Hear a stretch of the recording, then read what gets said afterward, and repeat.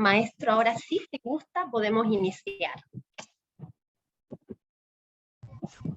Muy bien, pues bueno, vamos a arrancar el día de hoy. Esta siguiente sesión, te podría decir que es una sesión 2, sigue siendo un poco preliminar a lo que estaremos realizando. Esperaríamos que las personas que busquen ya consolidar su espacio podamos ir arrancando a manera más de taller esta actividad. Yo les comentaba que mucho del trabajo que se realiza a través de la formación para el trabajo con hombres, pues bueno, tiene que ser meramente también vivencial. El trabajo de lectura, tanto previo como durante la sesión, pues va a ser fundamental porque se necesita también establecer por ahí unos parámetros de reflexión. Y bueno, el día de hoy lo que vamos a estar trabajando a manera más como de conferencia, pues tiene que ver con una serie de antología que conforma el programa que me toca estar aplicando aquí en el estado de Colima, tanto a personal de custodios, de Guardia Nacional, personas privadas de libertad, hombres que tienen órdenes de recepción, entre otras cosas. Es necesario como identificar que hay como ciertas características de hombres que, como antecedentes históricos que pudieran tener los hombres que ejercen violencia. Algunos autores relevantes van desde Echeverría, Soria, Rodríguez, vamos a ver por ahí algunos otros autores como Dutton, Loinas, y pues bueno, que van a ser parteaguas para establecer tipologías, para poder establecer, por ejemplo, relación con el tipo de apego que manejarían, el tipo de violencia, algunos elementos, por ejemplo, sobre déficit psicológicos que pudieran estar presentes en estos hombres y que serían los elementos clínicos a considerar para su trabajo, obviamente, como ya les comentaba, sin estar justificando el ejercicio de violencia desde un discurso psicopatologizante que minimice la responsabilidad de la persona quien la ejerce. Por ahí en algunos documentos que vamos a estar revisando, pues está identificando pues, que los agresores pues, están influidos por las características de su familia de origen, aunque hay algunos contrastes por algunas investigaciones. Yo les comentaba un poco y ahorita lo voy a proyectar sobre estos hombres tipificados como feminicidas en República Dominicana y que si de alguna otra manera la familia de origen establecía elementos parentales autoritarios y un ejercicio de violencia severo. Sin embargo, había una forma de racionalizar por parte de estos y en muchas ocasiones se desconoce si es también una normalización que refieran estos hombres feminicidas, pues que no había un ejercicio de violencia directa por parte de sus padres hacia sus madres y o parte de sus padrastros, ¿no? Entonces, eso nos quitaría también un elemento por ahí que tiene que ver con estereotipar al hombre feminicida como esta persona que siempre ha tenido problemáticas y que por lo tanto captura toda esa información dentro de su familia para venirla a vertir en sus relaciones adultas, ¿no? Entonces, así se ha encontrado pues también que la ruptura familiar, por ahí se comenta que durante la niñez puede ser un elemento que influya y la propia experiencia pues de maltrato físico durante la infancia, ¿no? Son factores determinantes para que un hombre ejerza maltrato hacia su pareja. Sin embargo, bueno, cada caso concreto va a ser necesario revisar. Otro elemento por ahí que se asocia en ese sentido, pues es el estilo de crianza recibido por el agresor. Algunos autores sostienen que este puede haber sido autoritario. Owen y Stratus, citados por estos autores como Soria y Rodríguez, pues bueno, son los que refieren esta información.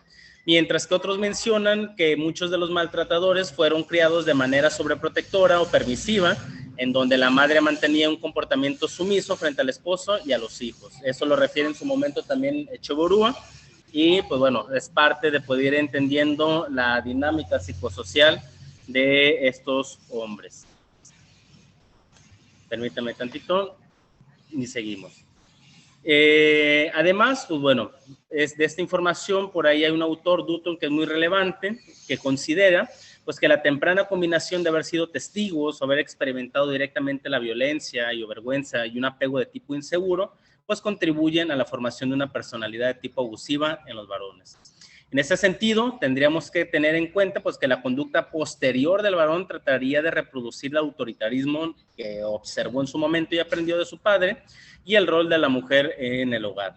repitiendo así el patrón de interacción de los padres violentos como una forma de identificarse con él y de controlar la cercanía y distancia de las relaciones interpersonales.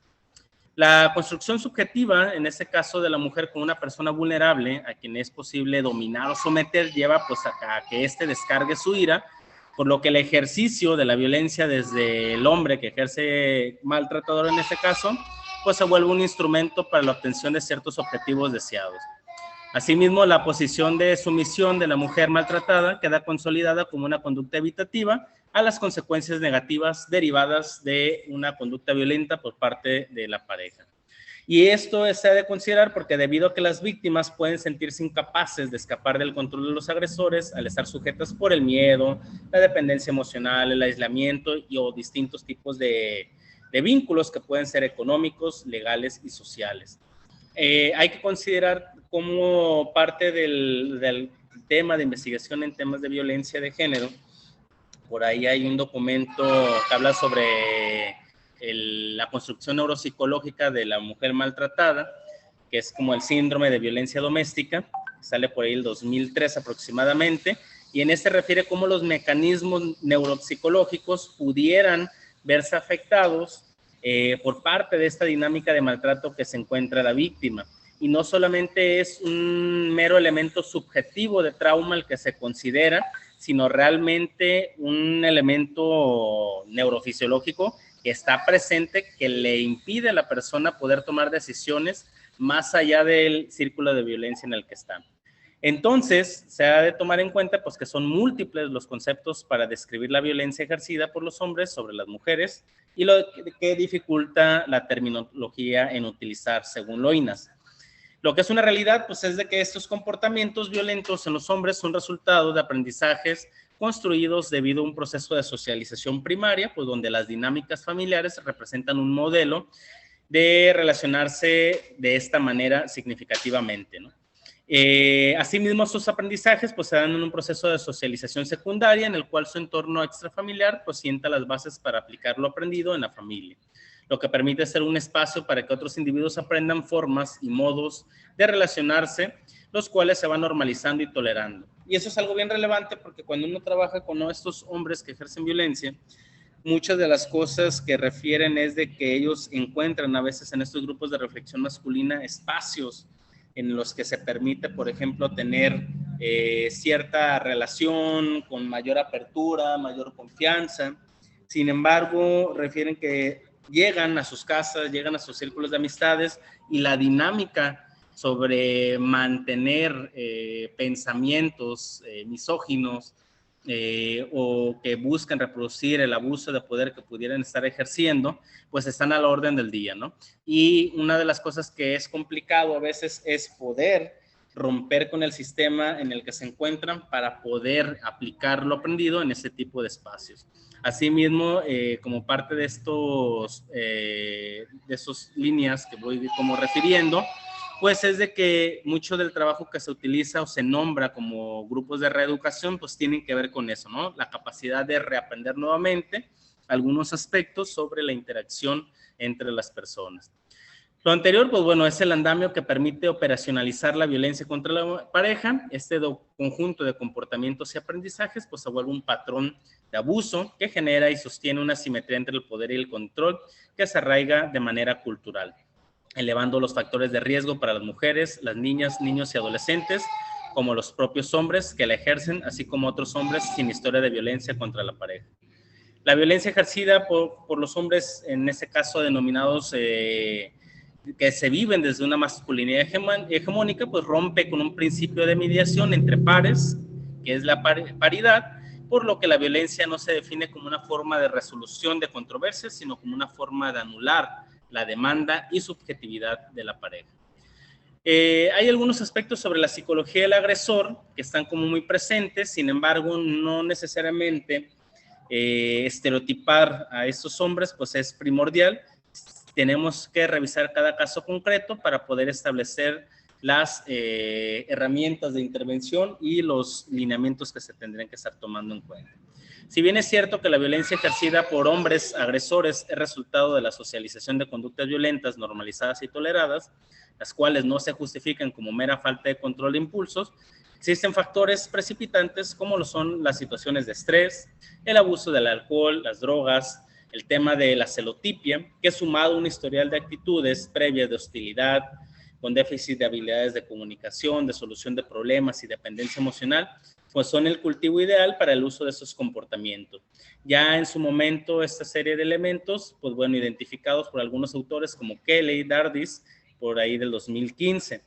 Si bien, y eso es importante, lo siguiente, si bien los trastornos mentales en sentido estricto son relativamente poco frecuentes en los maltratadores, por ahí cerca del 20% del total, algunos otros autores que han investigado casos de feminicidio, pues refieren que van desde el 0 hasta el 20% de existencia de una psicopatología para el ejercicio de la violencia feminicida. Lo que sí es una realidad es que aquel hombre catalogado como normalizado es el que presenta mayor ejercicio de violencia hacia la pareja. Los síntomas psicopatológicos son muy habituales, así como las alteraciones psicológicas en el ámbito del control de la ira, de la empatía y expresión de emociones, de las cogniciones sobre la mujer y la relación de pareja y de las habilidades de comunicación y de solución de problemas. Si bien es cierto, pues bueno, es que pueden presentar múltiples síntomas asociados, ¿sí? Múltiples síntomas psicopatológicos, no existen cuadros clínicos realmente bien delimitados para establecer relaciones de causalidad o unidireccionalidad entre los síntomas o los trastornos psicopatológicos presentes sobre la violencia ejercida hacia sus parejas. Pues los distintos perfiles se han asociado más con determinados trastornos de personalidad y en ese caso pues también se tienen que advertir que ciertamente pues aparece la prevalencia de ciertos rasgos de personalidad en cada tipo de maltratador. Sin embargo, pues no producen tanta alteración en el desarrollo de la vida de la persona como para que puedan ser catalogados como algún tipo de trastorno, ¿no? Se ha de encontrar que en ciertas entrevistas hay rasgos obsesivos, psicopáticos, paranoides, pero que en ningún caso parece que pudieran estarse hablando de una enfermedad como tal. Por lo tanto, como para que pudiera eximir de su responsabilidad. Son personas pues que se desenvuelven perfectamente en la vida, esa es una realidad, manejan el maltrato para su propio beneficio. Algunos factores predictores de comportamientos violentos entre las personas con trastorno mental pudieran ser los siguientes: una historia de vida previa de violencia o de victimización con personalidad premórbida anómala, falta de conciencia de enfermedad y el consiguiente rechazo o abandono de tratamiento, trastornos de pensamiento, como ideas delirantes, de amenaza y control, celotipia o identificación errónea, o de la percepción como alucinaciones que implican fuerzas externas controladoras del comportamiento con pérdida del sentido de la realidad. Abuso de alcohol, drogas, aislamiento familiar y social y por resultado de la estigmatización o de la discriminación. Lo que se ha encontrado sobre las dimensiones de personalidad implicadas generalmente en conductas violentas y trastornos mentales, pues son elementos subclínicos de narcisismo y estilos de personalidad paranoide. Esto, pues bueno, algunos autores como Catiano, Fernández Montalvo, pues han estado buscando desde una mirada clínica saber identificar las herramientas y las áreas de trabajo que se tendrían que tener con este tipo de agresores. Lo que sí es una realidad, por ejemplo, es de que las alteraciones psicológicas más comunes encontradas pueden darse como la falta de control sobre la ira, las dificultades de expresión de emociones, las distorsiones cognitivas, el déficit de habilidades de comunicación y de solución de problemas y la baja autoestima. Sobre eso específicamente, sobre el control de la ira y la dificultad para la expresión de las emociones, pues los hombres violentos contra la pareja presentan niveles moderadamente superiores de ira y hostilidad que aquellos que no lo son. En muchos casos, la ira es la respuesta a una situación de malestar en la convivencia o una forma inadecuada pues de hacer frente a los problemas cotidianos. Por ejemplo, a las dificultades en la educación de los hijos o la falta de acuerdos sobre el ocio, el control de la economía y los espacios de intimidad personal. Ese analfabetismo, por ejemplo, que se ha encontrado emocional, pues dificulta el establecimiento de relaciones de intimidad o de amistad profunda y facilita los comportamientos violentos cuando se dan otros factores. Por ejemplo, la hostilidad contra la pareja, distorsiones cognitivas, ira y estrés. Específicamente en el caso de las distorsiones cognitivas sobre la mujer y la relación de pareja, se ha encontrado que con estos hombres agresores pues suelen estar afectados de partida por numerosos sesgos cognitivos. Ese es un factor muy importante, pues que implican en creencias equivocadas sobre los roles de género y sobre la supuesta inferioridad de la mujer con respecto al hombre, así como ideas distorsionadas sobre la legitimación de la violencia como forma de resolver los conflictos. A su vez, dentro del contexto de la violencia de pareja, muchos agresores emplean estrategias de afrontamiento para eludir la responsabilidad propia de las conductas violentas mediante su negación, minimización o justificación, y pueden alegar que se trata de un problema que afecta a ambos. En todas las parejas hay problemas, se refieren que es por culpa de en este caso de la pareja.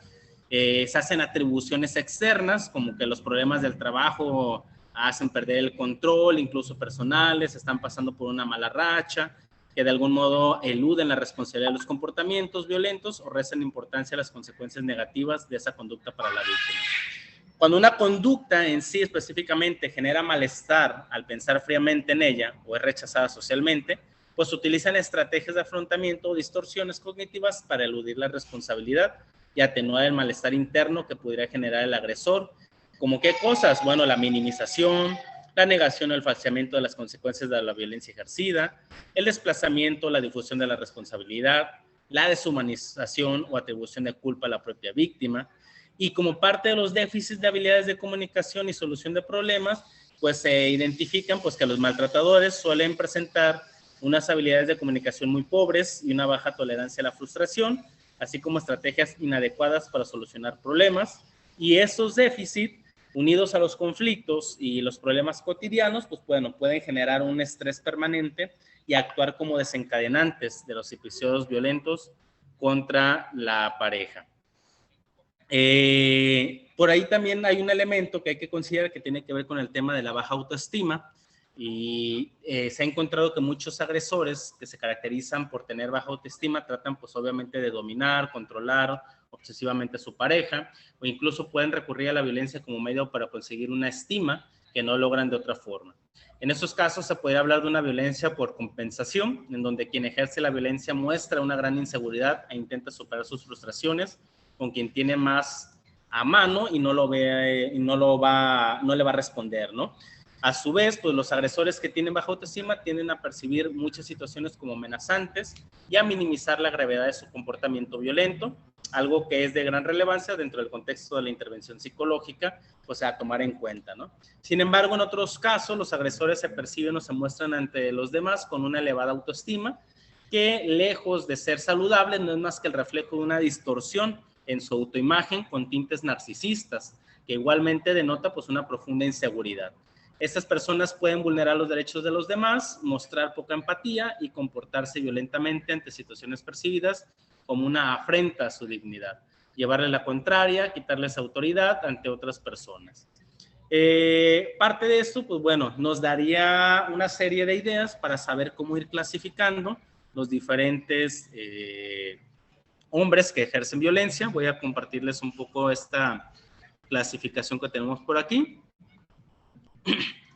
Y coméntenme si se observa.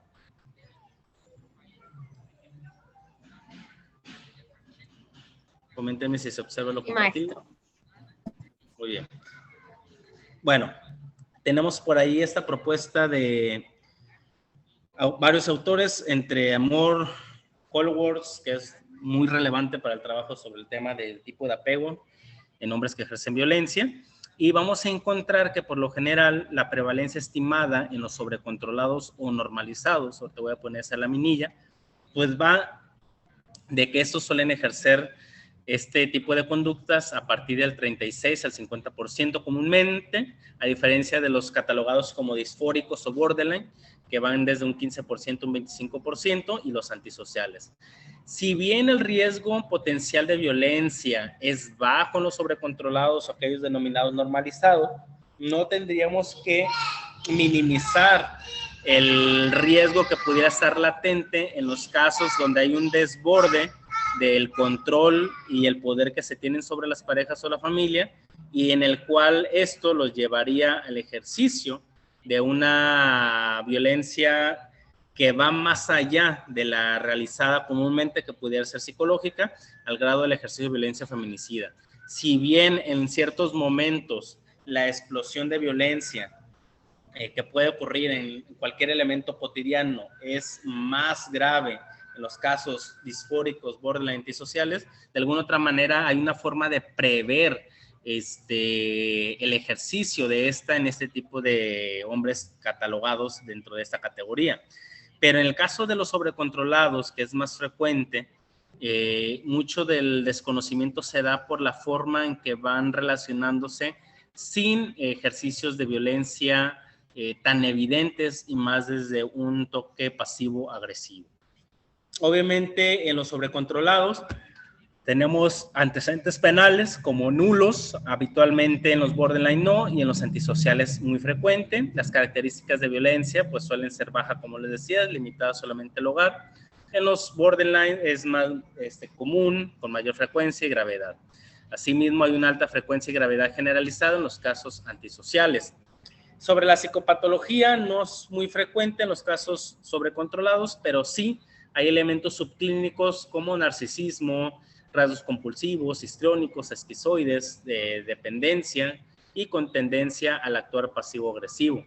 En los casos borderline, pues tenemos este tipo de trastorno de personalidad, y en los antisociales, este mismo como tal, ¿no? Pero ya con elementos clínicos más severos que pudiéramos encontrar trastornos de personalidad antisocial y narcisistas.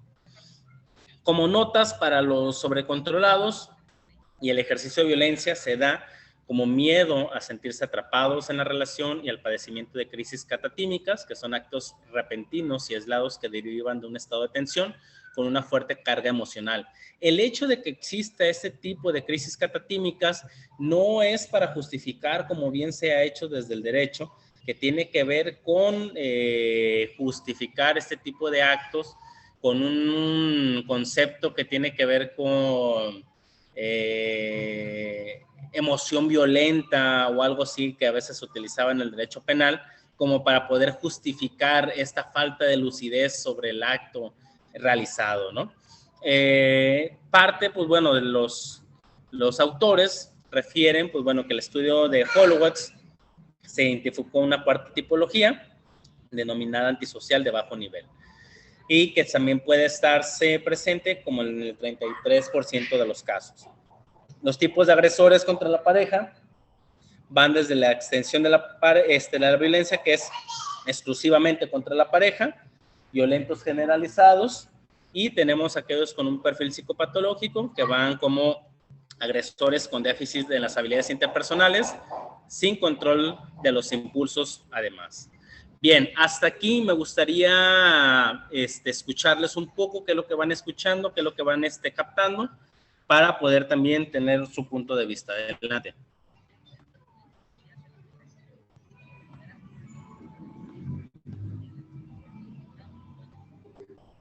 Coméntenme.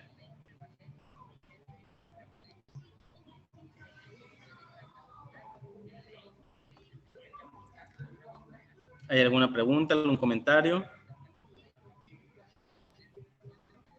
Maestro, me indican que en el Facebook no hay dudas, al menos ninguna por el momento. No sé si alguien de acá del Zoom tiene alguna pregunta, alguna duda que le quiera consultar. La puede escribir en el chat o puede levantar la mano para habilitar su micrófono. Ok. Sí, dice Ana Laura, las partes de las excepciones cognitivas, coincido, que tiene que ver con los estereotipos de género. Bien, sí, así es, tal cual. De hecho, por ahí Echeverúa saca un documento, una escala clínica que tiene que ver con la evaluación de distorsiones cognitivas hacia la mujer, y que puede ser un elemento relevante, donde el punto de corte a partir de una puntuación de 6 o 7 en adelante, pudiéramos estar con un agresor presente que pudiera poner en estado de riesgo a las víctimas que tiene a su alrededor. Bien, estoy compartiendo ahorita pantalla, déjenme checar si se visualiza.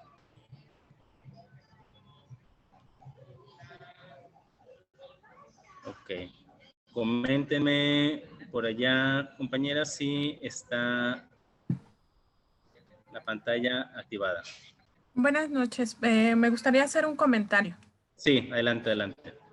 De hecho, lo mencionaba en la clase del martes, ¿no? La parte de que Sí. la violencia es una conducta aprendida y tiene que ver con esto que menciona sobre la parte de los estereotipos y los roles de género, que es precisamente Sí. lo que genera esta parte de la violencia. El rol que se le otorga a la parte del concepto femenino y el rol que se le otorga a lo masculino. Y es cómo se justifica estas conductas, que precisamente son conductas que no son aprendidas. Por eso se dice que los hombres no son instintivos, porque muchas veces la parte del ejercicio de la violencia hacia la mujer es como justificar la parte instintiva y no. Claro. Lo que estaba mencionando tiene que ver con esta conducta aprendida basada en estos estereotipos de género que son atribuidos de manera cultural. Ese era mi comentario. Creo que se te fue el audio. Ana, coméntame. Pero sí, tal cual como lo vas refiriendo, es parte de esta serie de constructos que se van introyectando. Yo les compartía por ahí una laminilla donde viene una especie de marco conceptual y donde la construcción social desde una noción patriarcal, de donde se privilegian ciertos aspectos y ponen en ciertas posiciones de acción social a las personas, pues lleva en su momento que éstas no cubren con esas expectativas a que sean socialmente aprendidas o castigadas, ¿no? Por ahí revisando algunos elementos del derecho civil, se refería que la pareja pudiera hacer uso del ejercicio de la violencia sin llegar al grado de matar a la persona como un elemento educativo. Estaba establecido en el Código Civil, ¿no? Entonces también fíjense cómo la construcción de leyes desde esta mirada patriarcal pudiera también estar privilegiando y perpetuando los ejercicios de poder que pudieran justificar la violencia ejercida por parte de la pareja. En el caso de estos estereotipos, pues bueno, son necesariamente importantes reconocerlos para poder estar trabajando con ellos a la hora de hacer las diferentes intervenciones. Y bueno, parte del programa tiene que ver con trabajar estas creencias irracionales para poder establecer, por ejemplo, de qué manera la no satisfacción de ciertas expectativas llevaría al ejercicio de violencia como una forma de control y poder sobre la persona para que ésta se someta a estas necesidades, ¿no? Bien, entonces les comparto por aquí parte también de otra tipificación que se tiene, es esta, y pues bueno, donde encontramos el tipo normalizado, tipo patológico y antisocial, cambian un poco los nombres, pero los elementos son los mismos. Coméntenme si se está viendo. Vamos para corroborar. Sí, maestro, se ve. Excelente. Y pues bueno, tenemos igual que el normalizado, pues la extensión de la violencia es limitada a la pareja, el tipo de violencia es poco frecuente, la versatilidad delictiva, pues bueno, sin antecedentes, único delito la violencia contra la pareja, el estilo de apego en muchas ocasiones suele vivirse o experimentarse como seguro o preocupado, eso es lo interesante cuando se encuentran en ese tipo de apegos seguros, y en el preocupado, pues este estado ansioso, constante de búsqueda de mantener el vínculo y que éste hace cualquier circunstancia esperando que recibir la atención o el afecto que requiere y que en el momento que no se lleva a cabo, pues bueno, la persona viene al ejercicio de violencia para poder someter a sus necesidades a la persona, ¿no? Sí hay dependencia emocional por parte del tipo normalizado de manera moderada, en algunas ocasiones consumo de sustancias. Si bien hay distorsiones cognitivas bajas, estas están muy presentes para la justificación de la violencia. Lo bueno en los casos y lo importante de poder entender la categorización de los hombres que ejercen violencia, pues es entender, por ejemplo, con qué tipo de programa se va a estar interviniendo, ya sea un programa psicoeducativo, un programa que sea breve, con mayor número de sesiones, uno que vaya de la mano con un elemento de terapia individual clínica, etc., ¿no? Y en el caso de los hombres normalizados, pues bueno, estos se pudieran apegar a la estructura de este programa que se les va a estar como enseñando, ¿no? El estilo de personalidad, pues es dependiente, pasivo-agresivo, el riesgo es bajo, como lo veíamos en la anteriores información que les brindaba, y la recomendación terapéutica, pues es de que se necesita un programa breve, centrado en la expresión adecuada de las emociones, la gestión de la ira y valorar la necesidad de tratamiento toxicológico, si este fuera el caso. Esto es importante porque malamente cuando se realizan las órdenes de restricción, a veces los planes de seguridad no se apegan a la realidad del caso concreto y en muchas ocasiones se minimiza la necesidad de una seguridad extra. Poder entender el proceder del feminicida, del hombre agresor, nos pudiera entender la necesidad de establecer mecanismos de protección más amplios, más que el simple documento de la orden de restricción, porque se ha encontrado que la orden de restricción, si bien es un elemento disuasor, no necesariamente evita que llegue y se consolide la violencia feminicida. Entonces, poder tener esta pequeña guía de evaluación del riesgo, pudiéramos identificar en los casos donde hay riesgo alto, pues el poder tener en cuenta el tipo de perfil que se tiene, poder establecer el plan de intervención y el plan de seguridad y con esto poder darle mayor protección a la víctima. En los casos donde hay un riesgo bajo, pero existen alteraciones cognitivas intensas, hay ideación suicida, a la ruptura de la relación, pues también es necesario poder elaborar una evaluación de riesgo de violencia, pero una evaluación pericial en riesgos de violencia, no solamente un checklist, para saber entender, por ejemplo, el impacto que pudiera tenerse en el ejercicio de la violencia de este agresor. Esto es importante porque se ha identificado que en los casos donde hay ideación, sentimientos de abandono, pérdida del control y el poder, y tenemos, por ejemplo, elementos clínicos de depresión, y hay la ideación suicida, existen mayores elementos para generar ideación feminicida, porque para la racionalización del agresor, pues queda lo siguiente: ¿para qué estoy pasando yo de manera individual esta serie de emociones? Porque si no es conmigo, tampoco ella va a ser también feliz, ¿no? Entonces vengo y ejerzo el mismo grado de violencia con el que me estoy percibiendo como una forma también de castigo, ¿no? Entre otras cosas que quería comentar con lo que decía la compañera, es de que por ahí hay un documento que habla sobre las emociones desde un factor social, y se habla cómo en la violencia feminicida se vuelve un elemento moral del agresor que justifica la violencia, porque para él el que una de las partes se salga de lo establecido implicaría un quebrantamiento del orden como tal social, y por lo tanto en la violencia feminicida sería una forma de poder mantener el control de las cosas, ¿no? Por ahí vamos a estar revisando más adelante este documento para poder entender de qué va lo que les comento. Hasta aquí, ¿qué piensan, qué opinan y qué aportaciones pudieran estar dando? Adelante.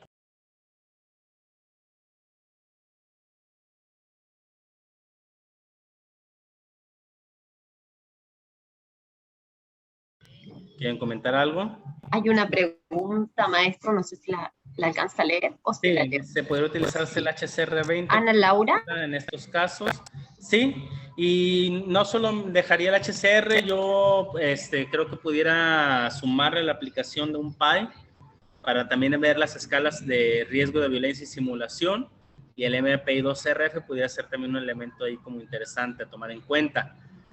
Y sí, está el PCLR también, el HCR también es otro elemento, y mientras más completa sea la evaluación, pudiera ser mucho mejor, porque comúnmente las instituciones solamente es un checklist de elementos y con el que se justifica la entrega de la orden de restricción, mas no es una evaluación pericial que pudiera dar los elementos para prever el ejercicio de violencia.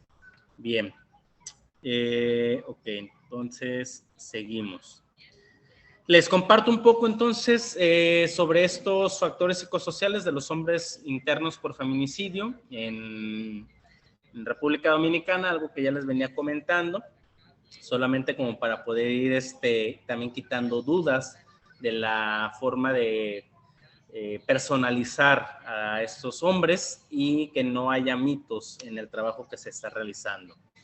En sí, en esta prisión, en este centro penitenciario de República Dominicana, se encontraron que los hombres que se evaluaron, pues por lo general tendían más al trabajo no formal, aquellos denominados como oficios, y que las víctimas suelen ser, en estos casos, entre los 18 y los 35 años de edad. Obviamente en muchas ocasiones con mucha dependencia económica y como parte de ellos siendo los que pudieran solventar muchas de estas dependencias con la finalidad de mantener el vínculo y el control sobre estas. Se encuentra también por ahí que los hombres feminicidas tienen el 39%, pues eran un rango de edad de 20 a 35 años, también eran hombres jóvenes. El 37%, 36 a 50 y de 51 a 66 el 22%. En cuanto a la educación, el 52% de esos hombres había realizado estudios de primaria, solamente habían quedado con un gran porcentaje en esta categoría, ya que ninguno había logrado mantener, por ejemplo, o tener un grado universitario. Un 80% de la población en este caso aseguró nunca haber recibido ningún tipo de información acerca de violencia. Los internos mostraron alta estabilidad laboral, así como alta satisfacción y buenas relaciones con los compañeros de trabajo. El 94% de internos percibía que su situación económica era entre buena a regular. En cambio, en el 76% de ellos percibían que la situación económica de la víctima estaba entre regular a mala. El 5.4 describe su situación económica como mala y el 51% muestra que tenía empleos formales, mientras el 45% hacía trabajos informales. El 63% manifestaba alta satisfacción laboral, mientras que el 81% no cambiaba con frecuencia de empleo u oficio. Fíjense cómo esto es bien interesante porque entonces estaríamos encontrando que desde un factor externo que tiene que ver como un estresor, la parte económica y laboral no era un elemento presente, ya que el 94% tenía una situación económica regular, ¿sí?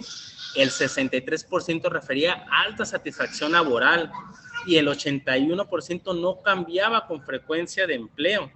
Esto nos daría a entender, pues, de qué manera el ejercicio de violencia es un elemento introyectado que viene a hacerse desde un uso racional y consciente con la búsqueda meramente del control del poder sobre las personas. Permítame tantito. Voy a checar. Y bueno, seguimos. Y bueno, sobre esta información, sobre este primer elemento, ¿qué es lo que piensan? ¿Les llama la atención algo? ¿Qué es lo que refieren? Coméntenme.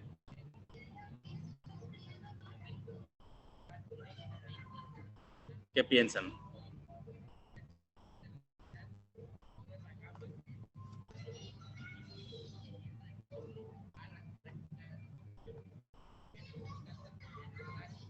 Bueno, seguimos. Mientras que entre las víctimas había un porcentaje de desocupación laboral de un 44% y una percepción por parte de los agresores de que la situación económica de las víctimas era de regular a mala. Y bueno, los agresores procrearon, en este caso, un total de 55 hijos con sus víctimas y como tenían relaciones, muchos de ellos extramaritales, había 48 hijos más.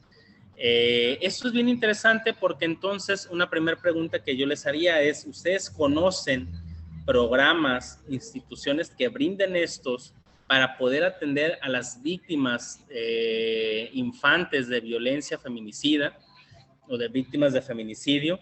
Dos, ¿de qué manera se busca la reparación simbólica del daño en estas víctimas? Se considera en muchas ocasiones qué va a pasar con las y los hijos de estas víctimas, porque por lo general se busca mesas de trabajo con víctimas indirectas adultas para poder buscar la reparación integral del daño. Sin embargo, en muchas ocasiones se quedan ausentes los infantes y las infantes sobre este tipo de procesos. Y una situación muy complicada es hasta qué punto muchos de esos infantes pudieran ser replicadores, ahora sí, de ejercicios de violencia feminicida. Sobre esto, ¿qué piensan ustedes? ¿Han escuchado de programas que tienen que ver con el trabajo de infantes? Coméntenme.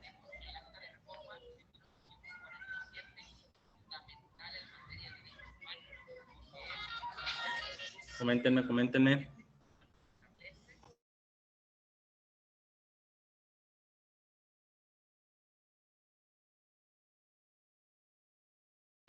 Por ahí decía, conozco refugios que tienen a mujeres e hijas que son víctimas de violencia de género, pero no para casos de feminicidio, ¿ok? Bien, eso creo que es bien interesante porque nos ayudaría a tener en cuenta como profesionistas la necesidad de poder gestionar, impulsar áreas de oportunidad como estas para poder establecer mayores alcances y evitar la revictimización y poder generar esos elementos de no repetición en los casos de estas víctimas indirectas. Bien. Apenas un 25% de esta población no fue expuesta a maltratos. Déjenme acomodar aquí.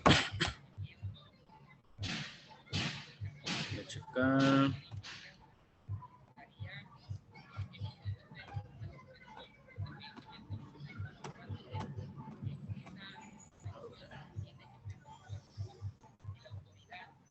Déjenme acomodar por acá.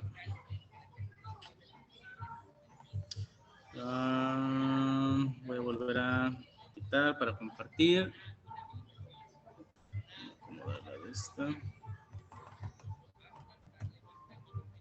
Y listo. Bien.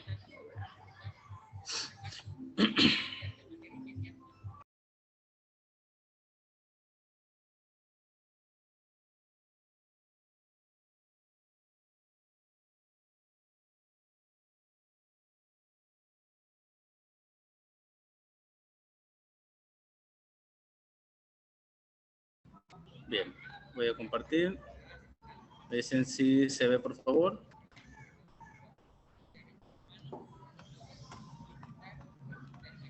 Pues bueno, entonces el 25% de la población no fue expuesta a maltratos físicos. Fíjense cómo el 70% de esos hombres feminicidas refieren que admitió que sí, de alguna otra manera habían tenido un maltrato de tipo físico, pero el 75% restante que recibe violencia física por parte de los padres refiere haberlo tenido con algún nivel de severidad, pero el 87% considera que los castigos que recibieron pues eran justos. El 9.1% admitió que el maltrato los marcó, pero el 90% percibe que la violencia recibida no los marcó, lo que apunta hacia una forma de normalizar la violencia. En cambio, el 89% de la muestra afirmó que nunca observaron a sus padres o padrastros maltratando a sus madres, y el 89% dice no haber observado maltrato físico hacia la madre por parte del padre.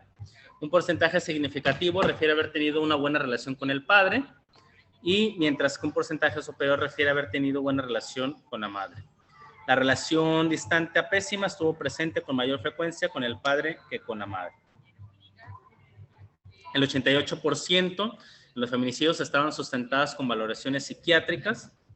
Y esto es bien interesante, ¿por qué? Porque en muchas ocasiones, y ya lo he referido en otras capacitaciones sobre el tema, malamente se hacen malas prácticas de evaluación de portación de arma, y en las cuales, por ejemplo, también la misma Sedena, por desconocimiento, solamente solicita un reporte psicológico, donde literal a veces ni siquiera toman en cuenta los resultados y énfasis en el tipo de instrumento aplicado para saber si la persona se descarta ideación suicida, entre otras cosas que pudieran hacer mal uso de ese instrumento, de esa arma.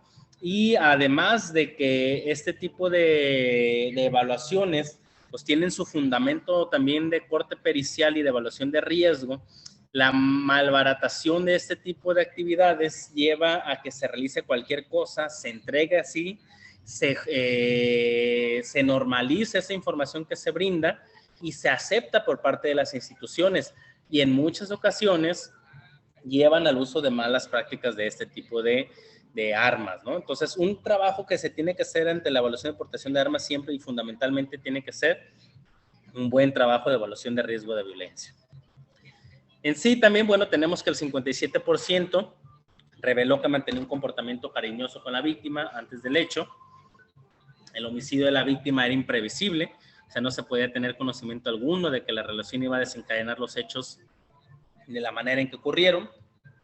Ni siquiera la víctima advirtió en su entorno más próximo que se sintiera en peligro, y parece que presentaba una sensación subjetiva de seguridad.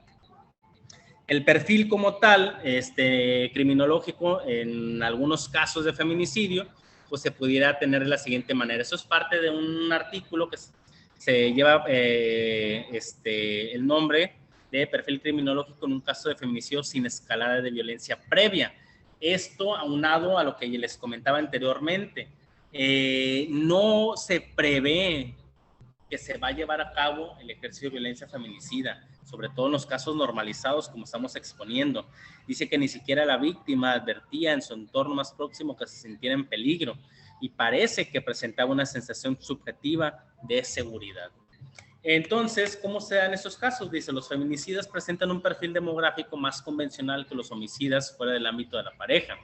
De acuerdo con estos resultados, una revisión de 141 feminicidios, se constató que la mayoría de esos hombres no tenían antecedentes penales. Por este motivo, se concluyó que las mujeres que convivían con estos hombres no habían tenido problemas con la justicia y también podían estar en riesgo alto de ser asesinadas por sus parejas. En cuanto a la dinámica de la relación afectiva durante el año previo al crimen, se constata que el hecho más usual es el abandono de la pareja, seguida de la violencia coactiva y habitual. Hoy en día reina cierto consenso en que el feminicidio no siempre es el resultado de un comportamiento violento habitual, es decir, el final de una escalada de violencia. A partir de una serie de entrevistas con víctimas que habían sobrevivido a un intento de asesinato, se reveló que en el 73% de los ataques, la agresión ocurrió cuando la mujer estaba intentando salir de la relación. Reafirmando lo dicho, los resultados reportados por muchos investigadores indican que el nexo entre la separación y el feminicidio ha logrado ya una empírica generalización. El feminicidio no siempre es el resultado de un comportamiento violento habitual, es decir, el final de una escalada de violencia. Quizás haya que centrarse en las circunstancias que giran en torno a la pérdida del control y el poder del hombre sobre la mujer y en la afectación que sufre el maltratador en su concepción patriarcal frente al abandono de la pareja. La mayoría de los crímenes son planeados y totalmente voluntarios, es decir, sin mediar discusión previa que pudiera haber condicionado la aparición repentina del impulso homicida.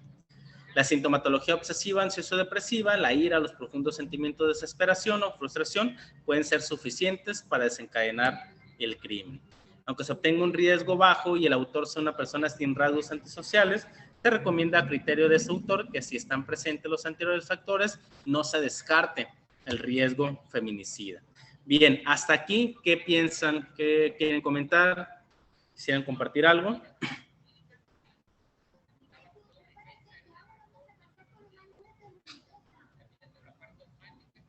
¿Quiénes han trabajado con personas feminicidas? En mi caso me ha tocado trabajar con adolescentes feminicidas, con muchas de las características tendientes hacia personalidades esquizoides, donde se justifican, por ejemplo, ciertas rumiaciones que llevan al ejercicio de la violencia, donde esta es premeditada, donde ya se está pensando previamente que se va a llevar a cabo, donde muchas veces el acto es el que se visualiza, más no el plan en sí, cómo se va a desencadenar, y en muchos elementos es habitual que la persona pues esté muy cercana a la víctima, ¿no? Y es algo pues ahí interesante. Dice, profesor, ¿y los homicidios por emoción violenta dónde se están considerando? Es lo que les comentaba hace rato, realmente esa es una forma de justificar legalmente esos lapsus, pseudolapsus, que refieren el minimizar la responsabilidad del ejercicio de violencia. No existe como tal déjenme compartirles, ya se los había comentado ahorita, cómo estaba clasificado. Déjenme checar para decirles exactamente el nombre. En sí, desde la psiquiatría se utiliza el término como emociones catatímicas. No recuerdo si se los comenté ahorita con la escala que les compartía. Déjenme proyectarles por acá.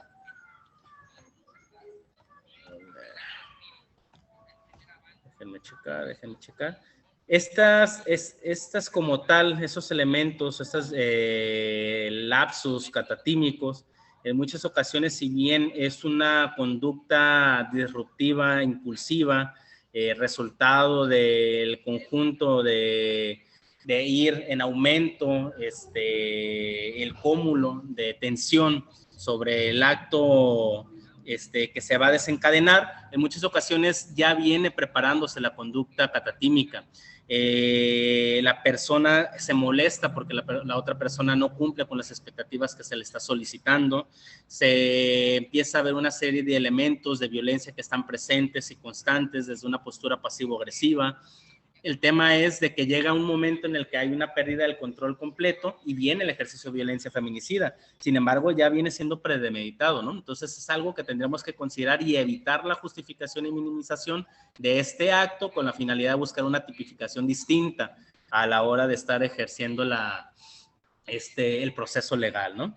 Dice, buenas noches, me ha tocado ver varias situaciones, sin embargo, dos casos me llevaron mucho la atención. Un adolescente que aceptó que él vino a matar a una mujer y otro caso en el que era el esposo de la víctima y armó todo un teatro para aparentar que había desaparecido, ¿sí? Hay por ahí un documental muy interesante que lo vamos a estar revisando que tiene que ver con El monstruo de helado, que es este caso del hombre feminicida donde aparentaba pues completamente estar bien y termina pues matando a su pareja y a sus hijas y aventándolas a un pozo como petrolero, ¿no?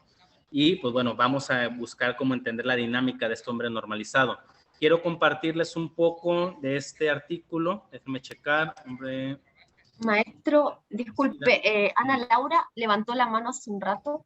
A ver, adelante, adelante. Le demos la palabra. Sí.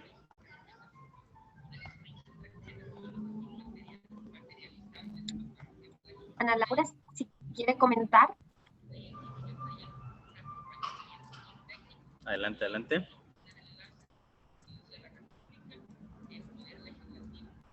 Puede que se le haya quedado levantada con anterioridad. Sí. Muy bien, déjenme checar. Dice que no le permiten abrir el micrófono.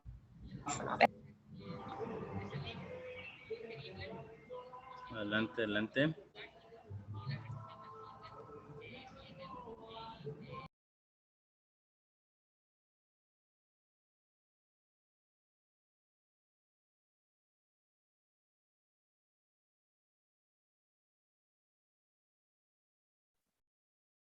Y buenas noches yo de nuevo. Es que me llamaba la atención precisamente la parte de los feminicidios que se hacen dentro del ámbito privado. Se dice que muchas veces la parte del consentimiento es lo que hace la diferencia dentro de la violencia de género.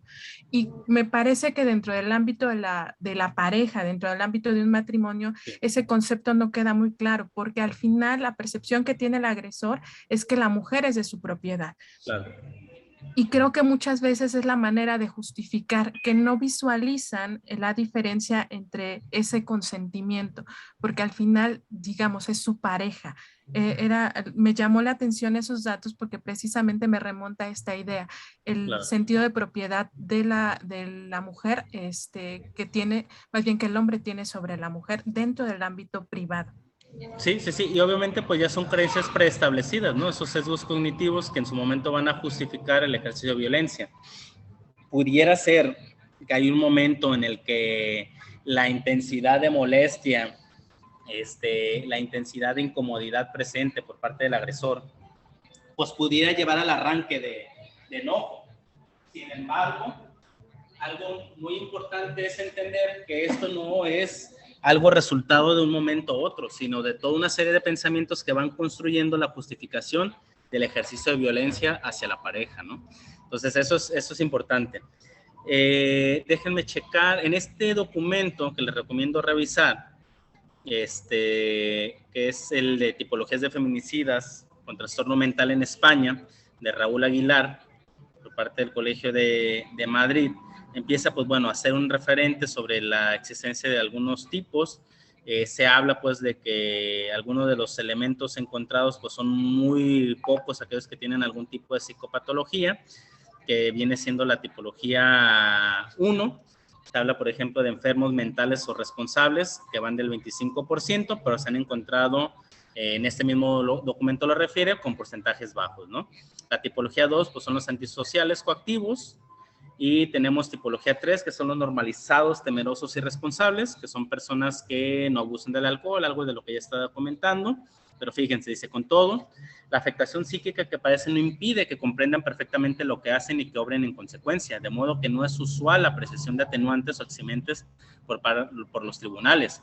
Estos feminicidas son muy similares a los asesinos beta sobrecontrolados, a los feminicidas suficientemente controlados, referentes a la vulnerabilidad ante situaciones de separación y conducta suicida, o a los controlados catatímicos, ¿no? Respecto al miedo al abandono, y presentan algunas características de grupos de hombres violentos, solo en la familia, y disfóricos borderline. Al final de cuentas, el ejercicio de violencia no es un elemento que lleve a nublar la acción y simplemente evitar la responsabilidad del juicio que conlleva el haberlo cometido, ¿no? Eso es algo como bien importante. Bien, ¿quién más? ¿Quién más quiere comentar algo? Dice Lick, muchos de los agresores feminicidas tienen un alto componente de agresión sexual con sus parejas. Dice, ¿cuál relación con la violencia? ¿Hay alguna respuesta? No sé, dice, ¿hay alguna respuesta de por qué actúan de esa forma, o es que hay de por qué dio algún trastorno de parafilia? Por lo general, el tema de bueno, en el caso del adolescente que me toca a mí evaluar, nunca hubo un componente de violencia sexual. Sin embargo, en este caso concreto sí pudiera clasificarse o adentrarse, por ejemplo, a una categoría tendiente a una conducta antisocial y al ejercicio de violencia por el mismo ejercicio, obviamente con una carga de sesgo cognitivo que tiene que ver con el abuso y el poder sobre el abuso y el poder, que lleva a ver con mayor vulnerabilidad a la víctima, para poderla tener como una víctima para la comisión del hecho, porque este adolescente, por ejemplo, lo que buscaba simplemente era llevar a cabo una acción de privarle la vida a alguien, a cualquier persona. Entre muchas de las que tenía considerado estaba esta persona, y termina haciéndolo, ¿no? Entonces, es necesario, por ejemplo, identificar de qué manera puede estarse justificando. Cuando se le pregunta sobre un elemento sexual, él refiere que en ningún momento, ¿no? En los casos de los hombres que ejercen violencia, sí se ha identificado, por ejemplo, que está muy presente la conducta sexual, pero como una forma de violencia instrumental, que lleva a poder perpetuar el poder de manera simbólica a través de la ruptura del consentimiento, a través de la agresión sexual, a través de lo que implica simbólicamente la penetración, entre otras cosas, ¿no? Y parte, pues, de esto, pues bueno, vamos a estarlo revisando más adelante con alguna otra serie de herramientas que vamos a tener de lectura.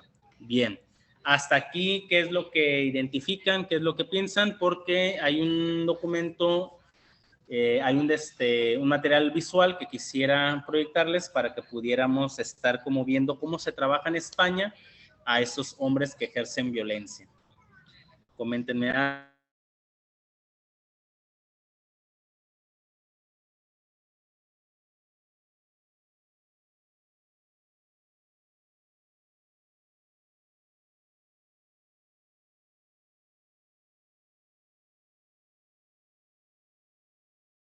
Alguien habló y creo que se escucha como muy bajito.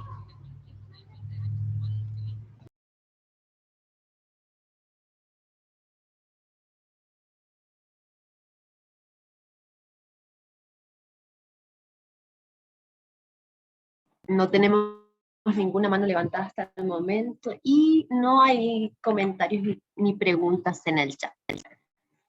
Muy bien. Déjenme compartir ahorita pantalla para poder dar seguimiento. Denme nomás un minutito.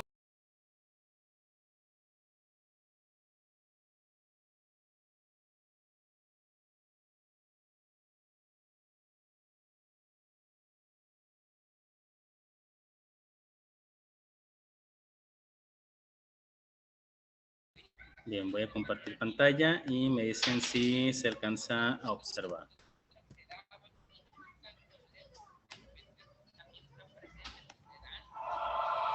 Coméntenme si se escucha. Sí, maestro. Se escucha y se ve. Para desactivar a 5 agresores sexuales a través de un programa denominado Control. Coméntenme si se escucha. Sí, se escucha muy bajito, pero se escucha. El equipo de Díganme rodaje si se escucha ha más. pasado 6 meses conviviendo con los agresores, Sí, investigando y tiene mejor volumen. de vida e intentando, en definitiva, entender cómo funciona la mente del violador. Las estadísticas dicen que entre los alumnos del SAC solo reincide uno entre 25, pero los tiempos de evaluación son aún cortos. Hasta que transcurran 10 años sin reincidencia, no se considera que el agresor sexual está totalmente rehabilitado. En España hay más de 3.000 agresores sexuales cumpliendo condena y cada año se denuncian 8.000.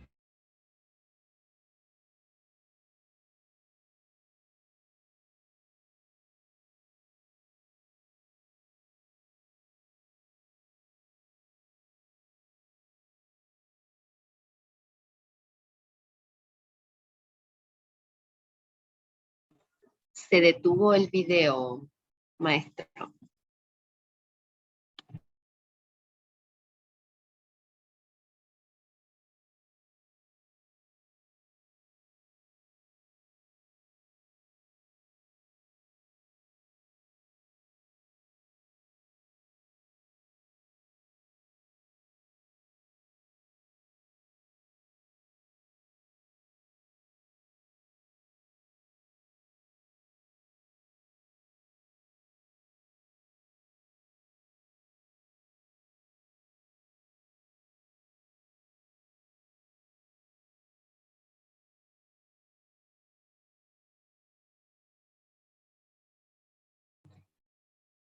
Esperemos unos segunditos y que el maestro aparentemente perdió la conexión.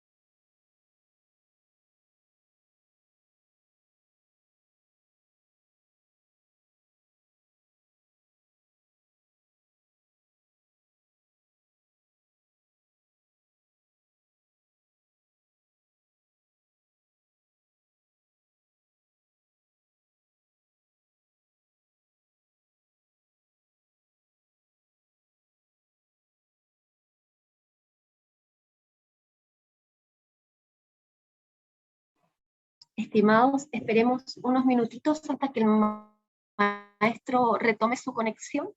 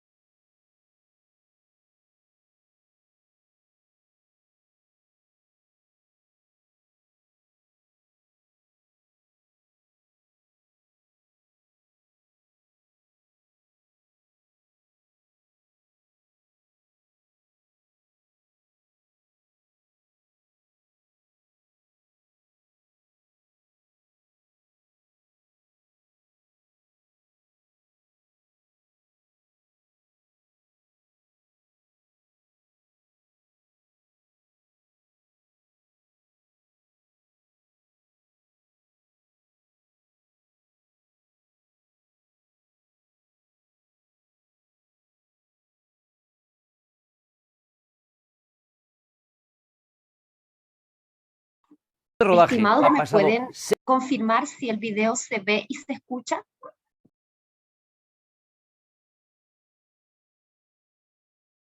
6 meses conviviendo con los agresores, investigando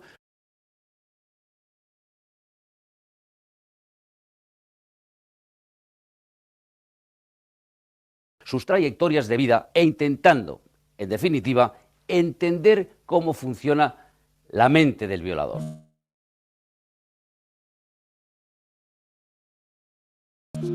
Las estadísticas dicen que entre los alumnos del SAC solo reincide uno entre 20, pero los tiempos de evaluación son aún cortos. Hasta que transcurran 10 años sin reincidencia, no se considera que el agresor sexual está totalmente rehabilitado. En España hay más de 3.000 agresores sexuales cumpliendo condena y cada año se denuncian 8.000 nuevos delitos contra la libertad sexual. Los expertos calculan que se cometen 4 veces más que quedan en la sombra.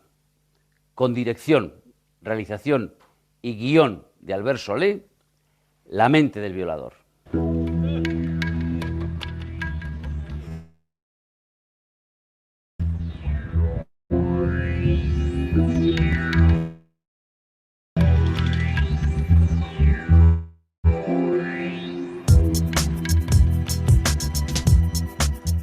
Entré en la cárcel en el año 91 por 2 delitos de agresión sexual. Estoy pagando la condena de 6 años por agresión sexual.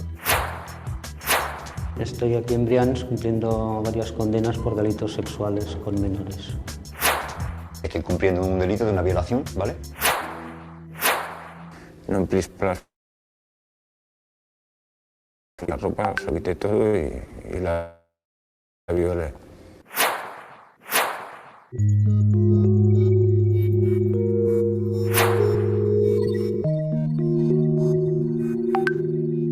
Sobre la izquierda tenemos cómo funcionaría el cerebro de una persona sana. Si lo comparamos con el cerebro de un psicópata, encontramos que toda esta área, que en la persona normal es una de las más excitadas, de la que está funcionando, en el cerebro del psicópata no está funcionando. Por lo tanto, ellos van a estimular mayor para provocar la misma reacción que se le podía provocar a una persona con un cerebro sano.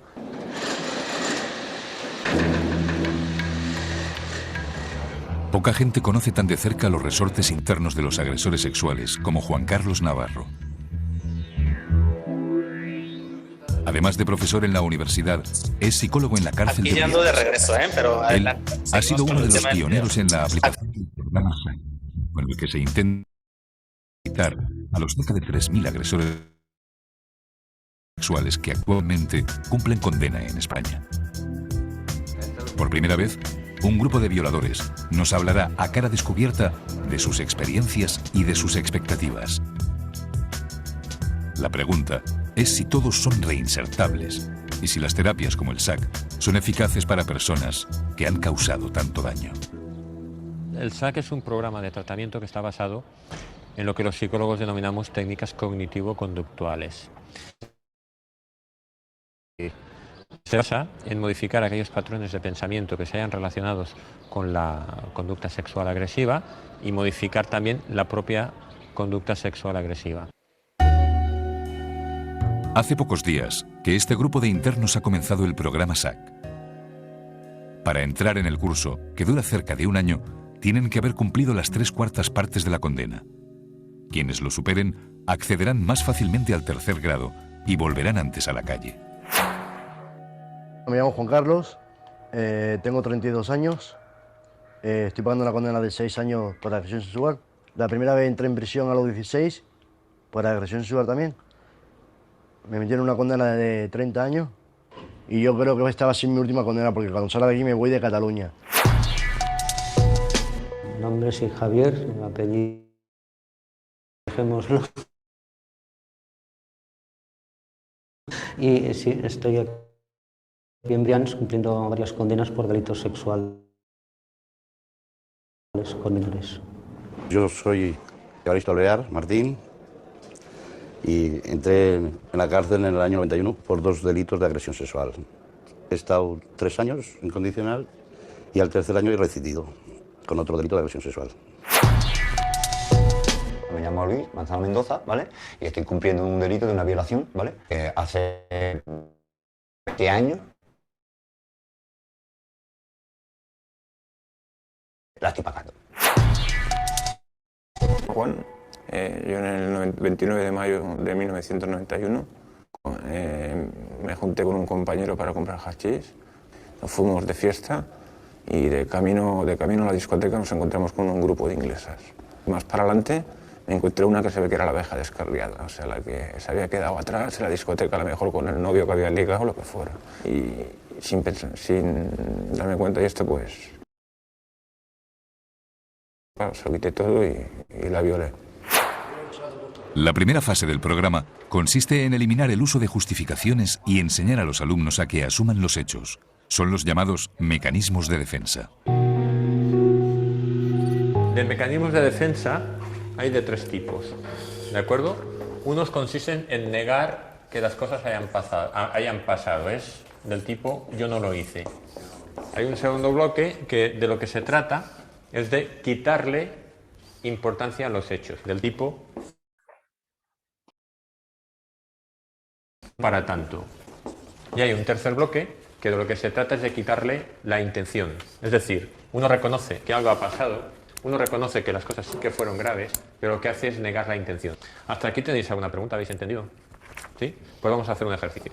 Aquí vamos a ver que hay una serie de afirmaciones, que todas ellas son mecanismos de defensa.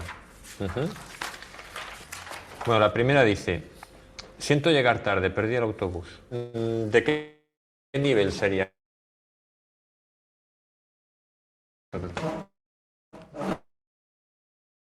No tuve remedio que llegar tarde porque perdí el autobús. O no quería. O no quería.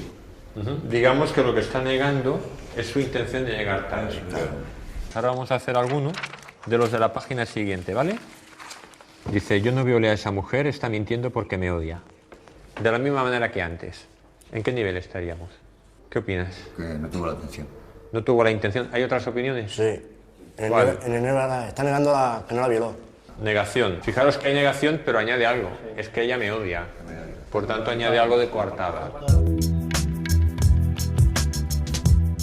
El SAC es algo así como un máster, un programa intensivo con el que se intenta desactivar los instintos agresivos de los alumnos. En total son 200 sesiones de grupo e individuales de 2 horas diarias cada una. Hoy, al otro Juan Carlos, al violador en serie que lleva más de media vida en la cárcel, le toca la prueba de fuego, contar sus delitos al resto de sus compañeros. Ahora lo que iría bien, para continuar con el tema, que alguno de vosotros explicase qué es lo que sucedió y el resto se trata de que estéis atentos para tratar de encontrar qué mecanismos de defensa utiliza pues aquel que explique lo que pasó, ¿de acuerdo? ¿Alguno de vosotros quiere hacerlo el primero? Yo mismo. Pues venga, adelante. Antes de entrar en prisión, pues llevaba una vida bastante normal, pero se fueron complicando las cosas. Se quedó embarazada.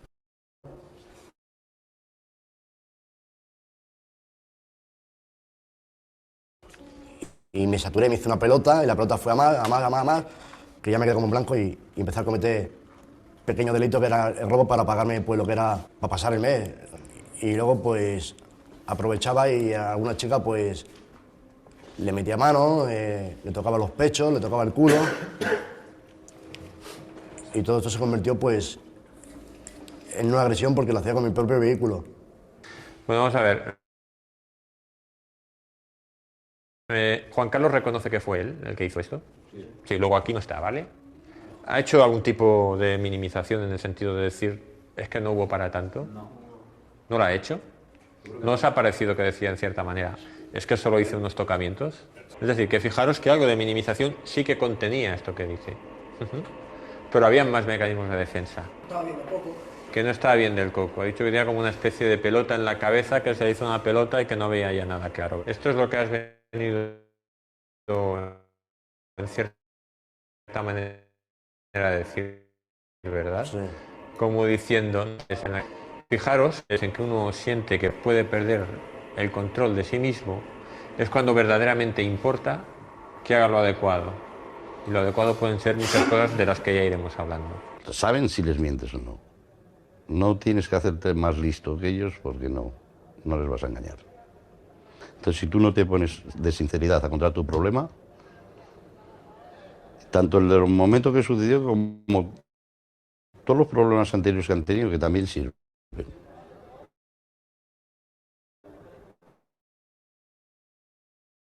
Pues sí te lo arreglan, si tú lo cuentas con sinceridad.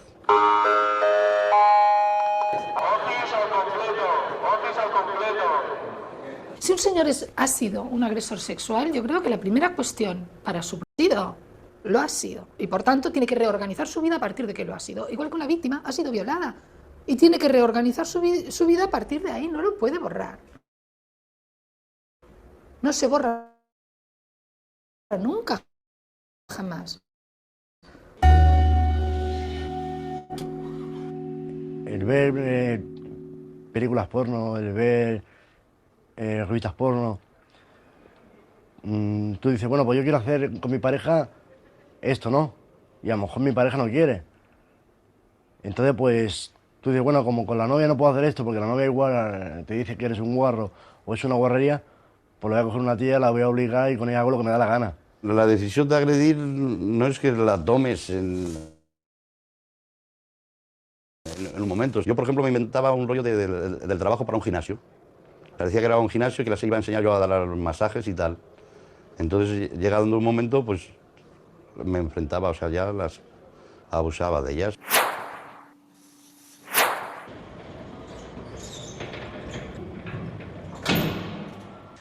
Una vez que ellos son suficientemente realistas sobre lo que han hecho y sobre sus consecuencias, y sobre todo también sobre los problemas que subyacen a su conducta, ya empezamos a trabajar otras cosas, como por ejemplo las distorsiones cognitivas.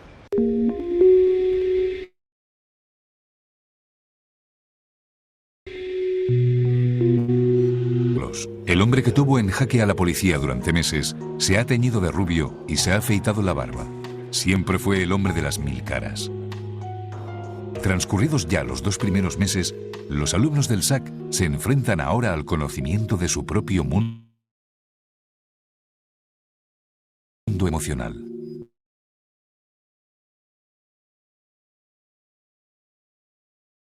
Ahora, un poco más profundamente los pensamientos y los miento.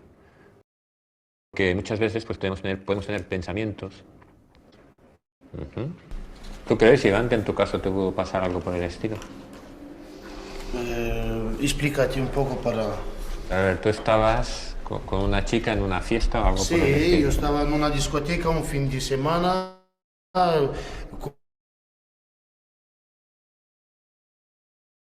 Como todo el mundo ha salido...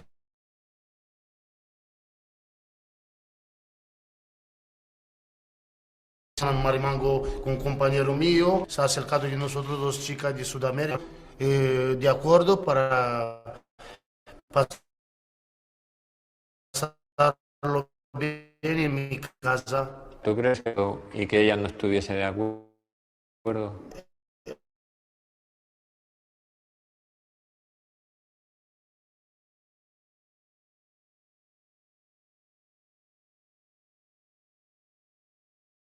¿O que ella se asustase en algún momento? Sí, puede ser que estás en una discoteca. Cuando han llegado a mi casa, yo he metido la pata porque no tenía que llevarlo. ¿Va a haber algo de interpretación de pensamiento en todo esto que explica?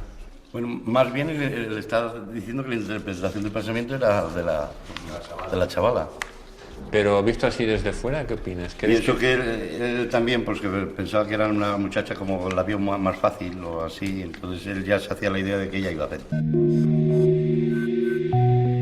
El programa SAC, que en inglés significa Control de la Agresión Sexual, fue desarrollado en países como que en esta cárcel dependiente de la Generalitat de Cataluña se ha empezado a extender al conjunto de los penales españoles. Los especialistas afirman que 1 de cada 5 violadores sin tratamiento vuelve a agredir, mientras que entre los alumnos del SAC el índice de reincidencia baja a un escaso 4%. El SAC es como si fuera un estilo de autoescuela. escuela donde la gente se saca el carnet de conducir. Aquí en el SAC, en el programa este, se hacen las prácticas y la teórica pues se hace cuando sales de permiso. En función de cómo vas saliendo a la calle y vas volviendo los permisos, pues eso es la teórica de a ver cómo te desenvuelves en la calle. Si pones atención y te tiras un año o dos como yo me he tirado, pues aprendes. Hacer programas seguro que sirve, porque ya por definición tiene que servir, porque es que lo demás estropea. Si sientas por agresión sexual, si no arreglas el problema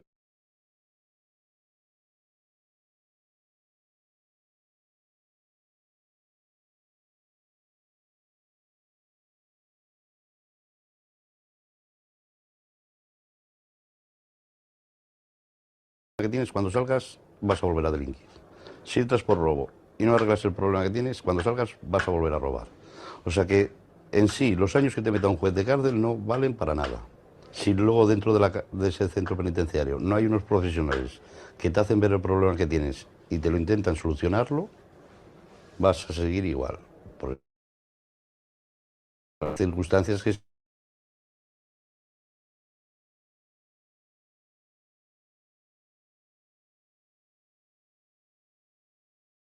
dan y a que salgan. Policías en Barcelona. Este es Pedro Jiménez, el presunto asesino de las dos mujeres. Pero hay excepciones muy dolorosas. La más sonada fue la de Pedro Jiménez, uno de los alumnos del programa bien conocido por sus compañeros. El mismo día que salió de permiso, presuntamente violó y mató a dos policías secas. El caso creó una gran alarma social. Los que salen en los diarios, en los medios, siempre va a ser ese 4% que reincide. Bueno, cuando hablo de ese 4%, no se piense que todos los que están dentro de ese 4% han cometido delitos muy graves, o sea, que son verdaderamente leves. De hecho, graves, yo diría que hemos tenido una sola reincidencia en 10 años. Lo que sucede es lo que comentaba, ¿no? Que este tipo de reincidencias pues, son motivo de primera plana y ponen en duda todo lo demás. El 96% que no reinciden no sale en los diarios. A nosotras nos gustaría conocer con mayor exactitud de dónde sacan estas cifras, porque los porcentajes, las estadísticas, todos sabemos que depende de cómo se valoren, qué elementos sean. Maestro. Sí, dígame. Yo le cedo el micrófono. No sé si va a hacer algún comentario, algo con respecto al video y dejarlo que después los compañeros lo terminen de ver, como es bastante largo. No sé cuál es. Bueno, principalmente qué es lo que van revisando, qué es lo que van checando. Adelante algunos comentarios. Sí es necesario que culminemos el video, pero bueno. Quiero escucharles cómo van las participaciones.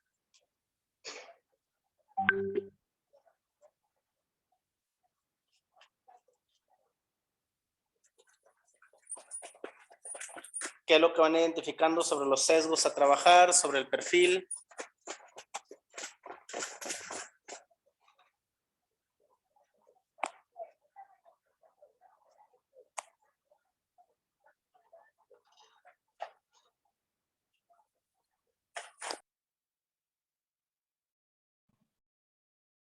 Pueden dejar sus comentarios, realizar algún comentario a través del chat o levantar la mano y hablar, ningún problema.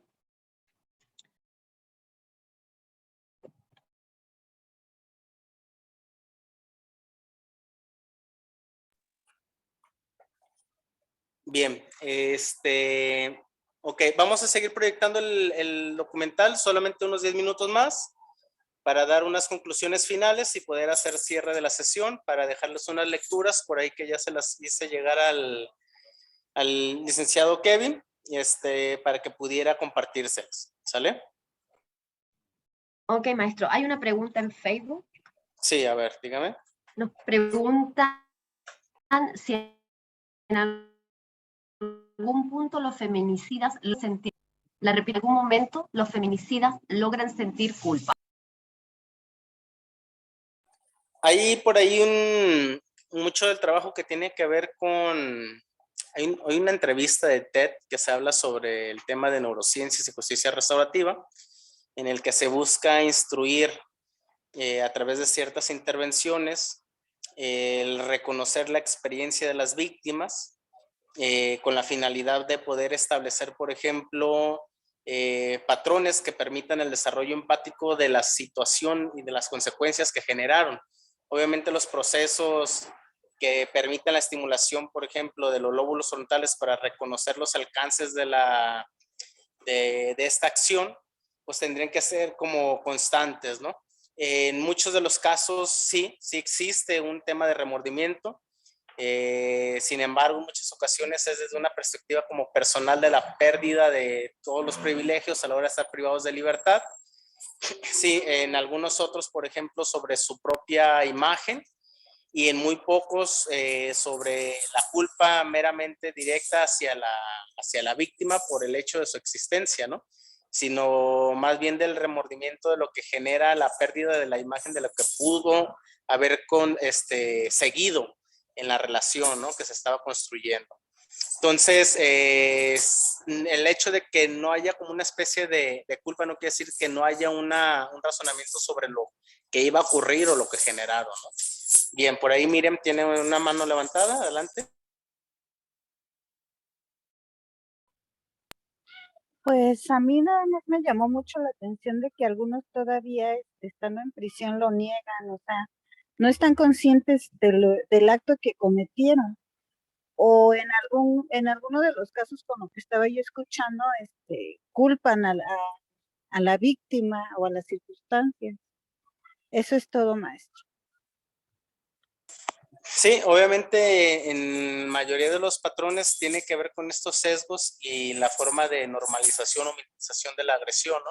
Hay casos donde personas que no están privadas de libertad y que son servidores públicos, por ejemplo, llegan a seguir justificando la violencia como si fueran las víctimas con patrones de masoquismo, ¿no? Con el que lleva a que estas se les justifique, por ejemplo, la falta de acción para poder establecer límites, entre otras cosas. Creo que un punto fundamental es poder ir replanteando el enfoque donde se asuma que la responsabilidad de quien comete la agresión pues es desde este mismo y que tiene la finalidad de buscar la vulnerabilidad en las víctimas para poder, como a través del chantaje y la persuasión, pues responsabilizarlas a ellas de lo que les está sucediendo, ¿no? Entonces sí es muy común que los sesgos lleve a que se puedan seguir normalizando este tipo de acciones y los vemos con este tipo de sesgos. Obviamente el trabajo de intervención que realiza el psicólogo pues busca deconstruir y poder debatir cada una de estas ideas. Bien. ¿Quién más? ¿Quién más?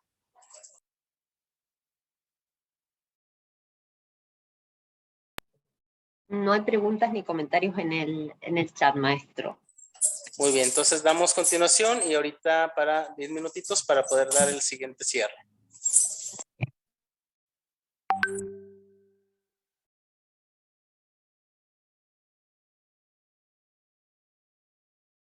Que se estén cuantificando nos dan un resultado, nos dan otro. Nosotros estamos viviendo, recogiendo la realidad y la realidad es que todavía, desgraciadamente, esos programas no están dando el resultado que se esperaba. Reducir la reincidencia es nuestro objetivo y con estos programas tenemos constancia de que se reduce. Ahora, otra cosa es hablar de la reincidencia cero. La reincidencia cero en ningún ámbito de la vida en que se toque la conducta humana, incluso en otros ámbitos, la reincidencia cero no existe.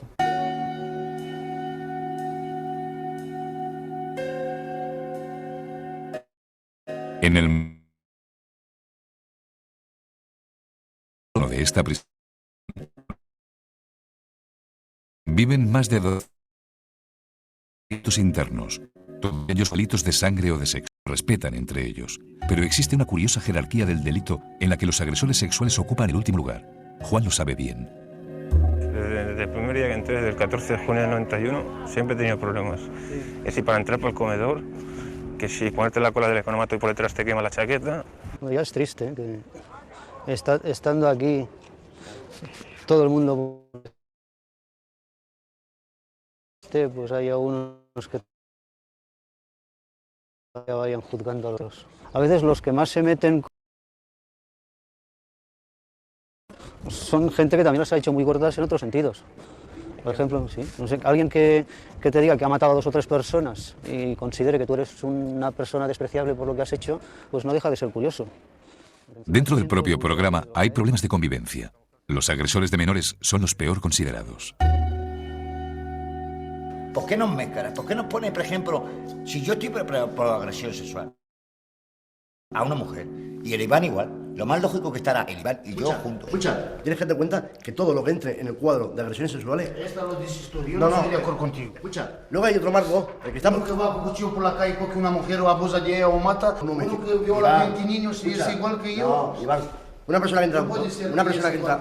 Que por culpa de uno que entra 7 veces en la cárcel, pagamos resto de más, porque sale a la calle de un permiso y rescinde, se pone a abusar más, luego se confunde por culpa de uno o 2 que hace esta cosa, pagamos nosotros los platos rotos, dice que vamos a cometer el mismo error que Si le preguntásemos a la víctima tuya, la persona que te denunció por haberla agredido sexualmente, ¿tú qué crees que opinaría ella? Esto le estoy preguntando para que reflexione un poco, ¿no? ¿Cómo decidir qué delito es más grave? ¿El que ha causado más daños a la víctima? Hombre, y ella... ¿El que tiene más años de condena? No, y ella está contenta... ¿A quién le preguntamos para que lo decida?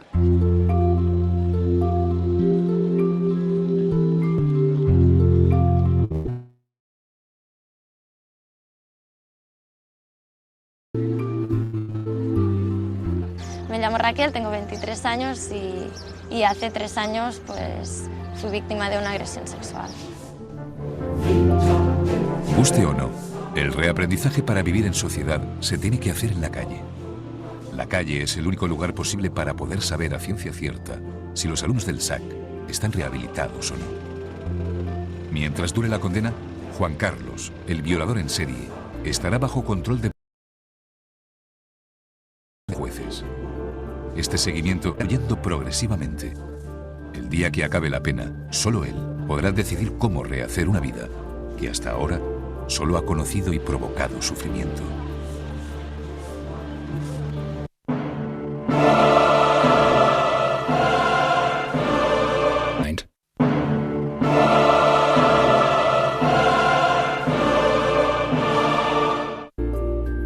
En España se denuncian 8.000 delitos contra la libertad sexual cada año. Los expertos aseguran que se cometen 3 veces más, pero quedan en la sombra. Raquel fue agredida al atardecer por un violador que estaba de permiso penitenciario. La condena que recibió fue muy leve. El juez apreció un atenuante por enfermedad mental. Cuando el juez dictaminó la sentencia, dijo que le ponían un atenuante porque aunque sí que es cierto que sabía lo que está bien y lo que está mal, y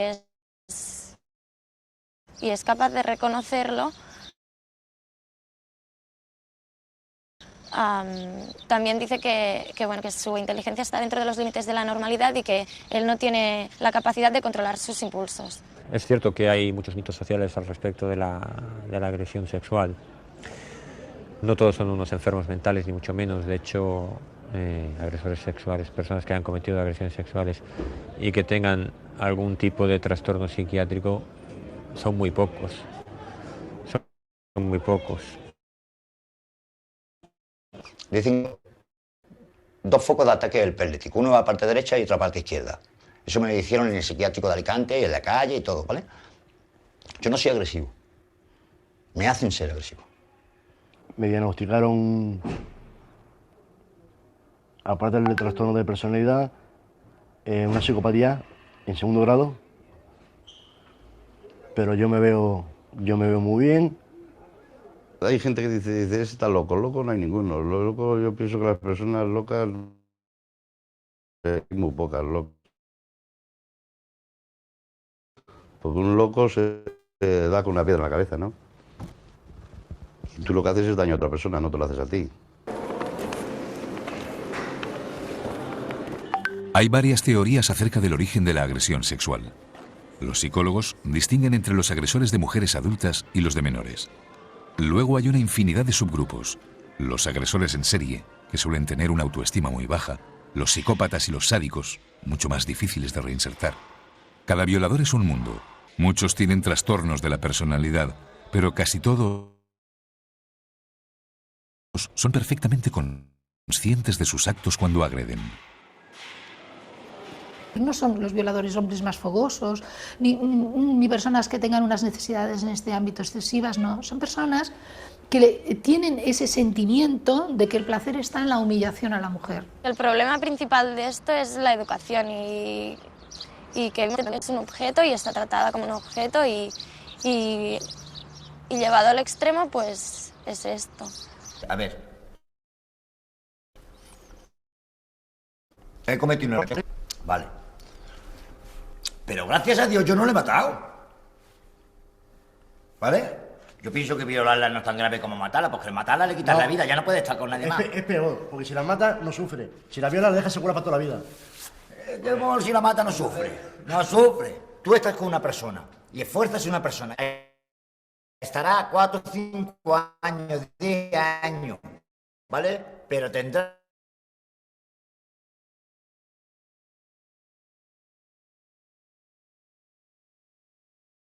para rehabilitar ese daño que le han hecho. Pero eso de crear... Si a esa persona le agrede, esa persona va a crecer, si es un niño va a crecer con un trastorno. Si es una señora de 20, 25 años, le va a costar a lo mejor... Un trastorno por estar con una mujer. A ver, todos estos temas va a depender siempre mucho del punto de vista de la persona con la que lo habléis. El problema de la violencia sexual está aquí, muy cerca nuestro, en los barrios, en el entorno familiar, está en la calle. Para casi todas las víctimas de violencia sexual, en su vida hay un antes y un después de aquel día. Las secuelas físicas de Raquel tardaron algunas semanas en curar. Las psicológicas durarán quizá para siempre. Al principio, cuando te pasa, pues intentas salir para adelante, piensas que estás bien, que has salido bien de una situación dura, ¿no? Lo que pasa que, bueno, pues a medida que va pasando el tiempo, pues a mí me fueron saliendo las secuelas, ¿no? Y bueno, y llega un momento pues que ves que no vas bien, ¿no? Que necesitas ayuda. ¿Cómo te has encontrado estas últimas semanas? Bueno, pues estoy bien, estoy mejor. Hoy acude a una sesión de control con Mariana, la psicóloga de un colectivo de mujeres agredidas. La atención psicológica a las víctimas está básicamente en manos de ONGs y de entidades privadas. Nos gastamos muchos más recursos en rehabilitación de agresores que en reparar el daño que han hecho. ¿Y en el proceso judicial tuviste que ver a tu agresor? Sí. ¿Y qué sensaciones tuviste en esos momentos? Te da como una sensación súper de inseguridad, porque encima de que él está allí sentado sin ninguna especie de vergüenza, ¿no? Que te está mirando de arriba abajo con un repasón y con una mirada súper fría y bueno, te altera un poco, ¿no? Maestro, ¿le cedo el micrófono?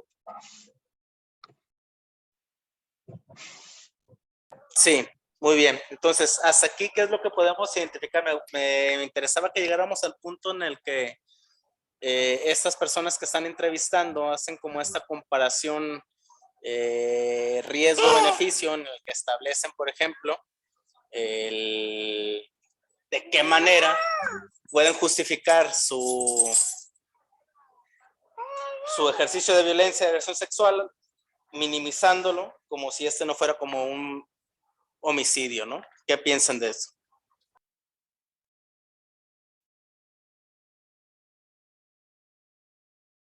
¿Alguien quiera hablar? Adelante.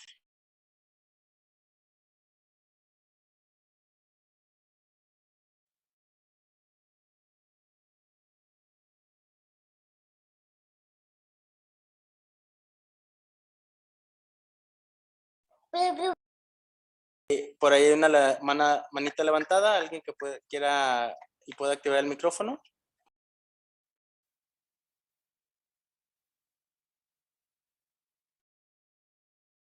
Estoy en eso, maestro.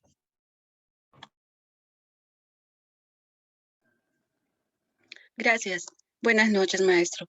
Sí, en relación a lo que usted acaba de comentar, pienso que la mentalidad precisamente de este tipo de personalidad, ¿no? Es difícil, pues, la capacidad de empatía. Es, por decir, no sé si imposible que ellos puedan ponerse en el lugar de la víctima. Ellos van a subestimar, mejor dicho, van a disminuir su culpa, o no sé si podría considerarlo así, en relación a considerar que, bueno, pues la dejaron viva, ¿no? O sea, a eso vamos, ¿no? No hay esa capacidad, ¿cómo le digo?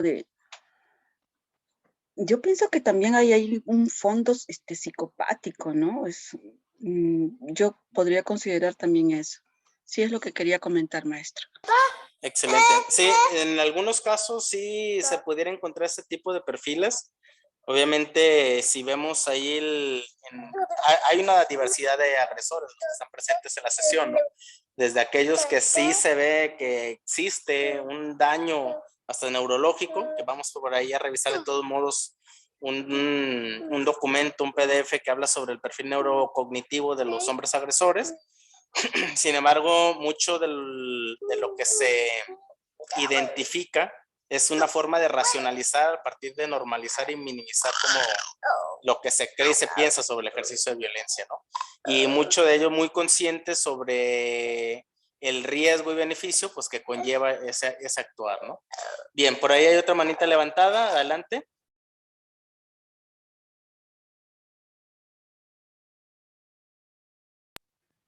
Maestro, una pregunta.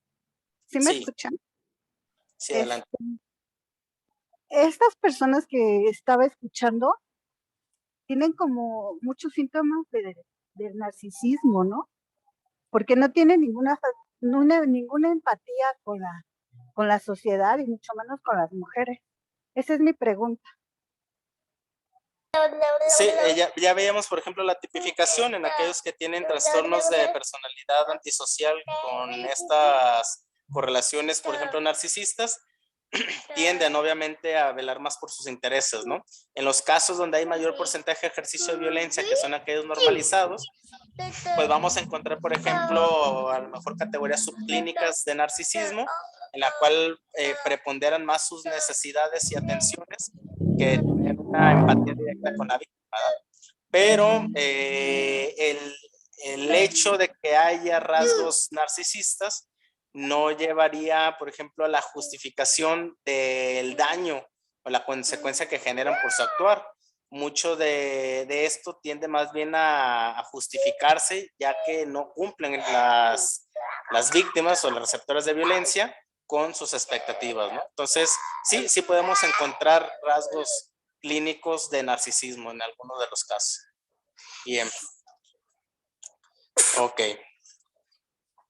Pues bueno, si no hay alguna otra participación, no sé que vayan checando, que les vaya apareciendo. Obviamente estas dos primeras clases son más introductorias, con la finalidad, pues bueno, pues de establecer el grupo que se va a ir quedando, pero pues hasta el momento que les ha parecido la información es amplia, les parece interesante, adelante.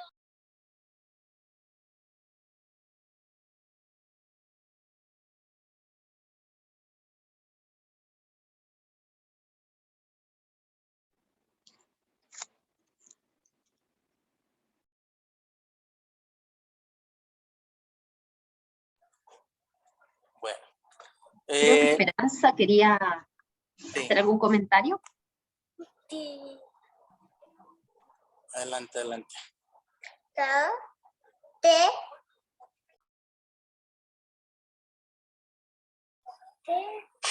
Si no, pues bueno, creo que de mi parte, Kevin, Gaby, Juanita por ahí está. Adelante, Juanita.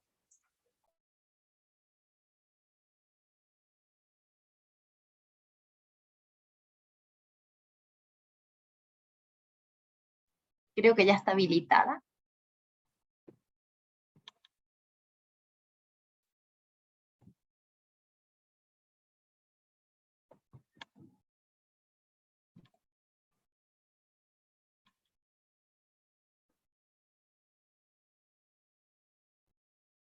Adelante, Juanita.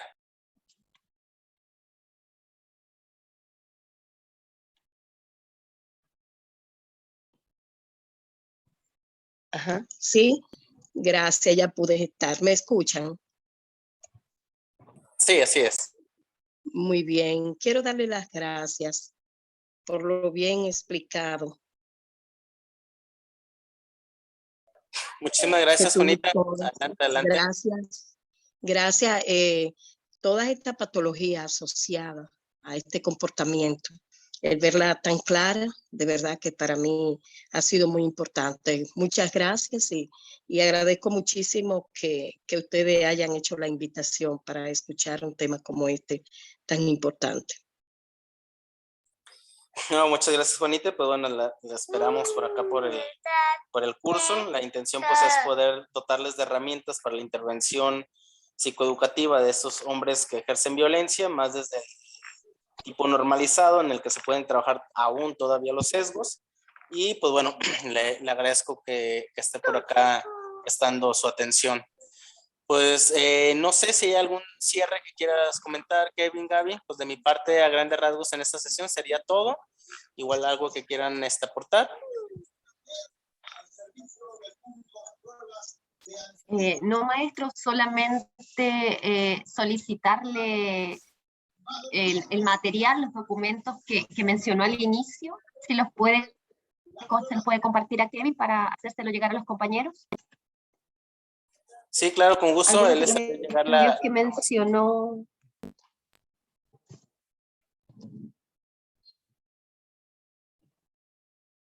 Sí, adelante, adelante. Sí, no, eso nada más por mi parte. Creo que en Facebook Live no hay más preguntas ni comentarios tampoco. Así que si nadie tiene algún comentario, nos despedimos y nos veríamos el próximo martes. Muy bien, me parece excelente, pues entonces estamos en contacto. Entonces, desearle buenas noches a todos. Buenas noches para todos, que descansen y nos reencontramos el martes y en cuanto el maestro nos envíe el material, se los haremos llegar. Sale, muchísimas gracias a ustedes, excelente noche, estamos en contacto, saludos.